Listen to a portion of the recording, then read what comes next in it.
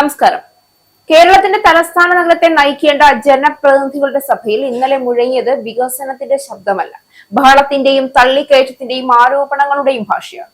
ജനങ്ങൾ വിശ്വാസത്തോടെ ഏൽപ്പിച്ച അധികാരത്തിന്റെ വില മനസ്സിലാക്കേണ്ടവർ, ജനാധിപത്യത്തിന്റെ മര്യാദ കാത്തു സൂക്ഷിക്കേണ്ടവർ, നിയമനിർമ്മാണ സ്ഥാപനങ്ങളുടെ അന്തസ് ഉയർത്തേണ്ടവർ, അവരുടെ പേരിലാണ് വീണ്ടും കോർപ്പറേഷൻ അന്തസ് കെട്ട വാർത്തകളിൽ നിറയുന്നത്. അതാണ് ഏറ്റവും വലിയ ദുഃഖവും അതിലേറെ വലിയ നാണക്കേടും.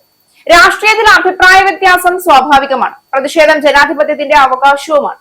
എന്നാൽ പ്രതിഷേധം അക്രമത്തിലേക്കും ചർച്ചകൾ ബഹളത്തിലേക്കും ഭരണ നടപടികൾ ശാരീരിക ഏറ്റുമുട്ടലിലേക്കും വഴിമാറുന്ന നിമിഷം അത് ജനാധിപത്യത്തിന്റെ വിജയമല്ല, അതിന്റെ പരാജയത്തിന്റെ പ്രഖ്യാപനമാണ്.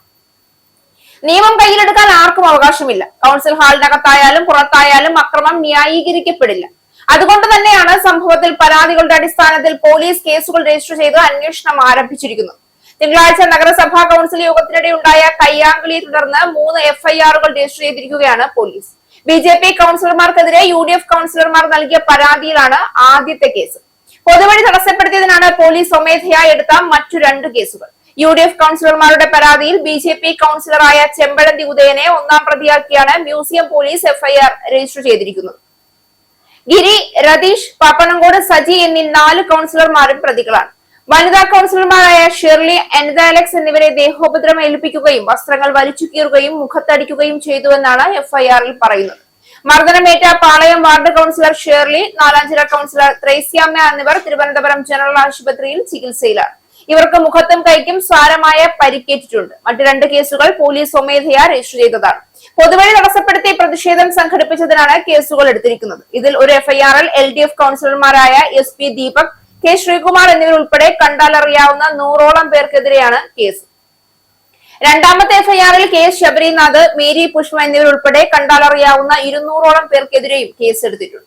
തിങ്കളാഴ്ച ഹാജർ രജിസ്റ്ററിൽ ഒപ്പിടുന്നതുമായി ബന്ധപ്പെട്ട തർക്കമാണ് കയ്യാങ്കളിയിലേക്ക് വഴിമാറിയത്. LDF കൗൺസിലർമാർ പ്രതിഷേധം കഴിഞ്ഞ് പുറത്തുപോയ സമയത്ത് BJP കോൺഗ്രസ് കൗൺസിലർമാർ തമ്മിൽ വാക്കേറ്റവും ഏറ്റുമുട്ടലും ഉണ്ടാവുകയായിരുന്നു.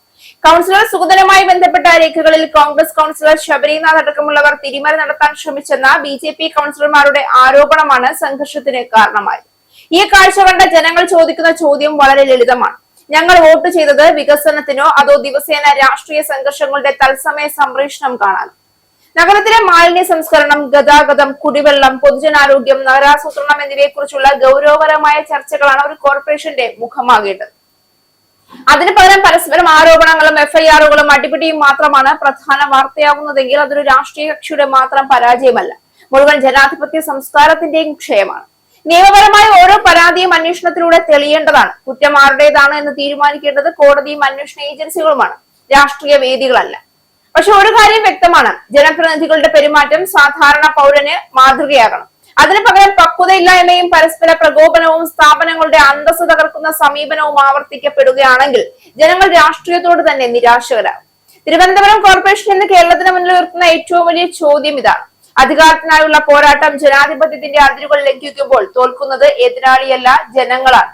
ജനങ്ങളുടെ വിശ്വാസമാണ് ഓരോ ജനപ്രതിനിധിയുടെയും ഏറ്റവും വലിയ അധികാരം. ആ വിശ്വാസം നഷ്ടപ്പെടാൻ ഈ ഒരൊറ്റ നാണം കെട്ട സംഭവം തന്നെ ധാരാളം.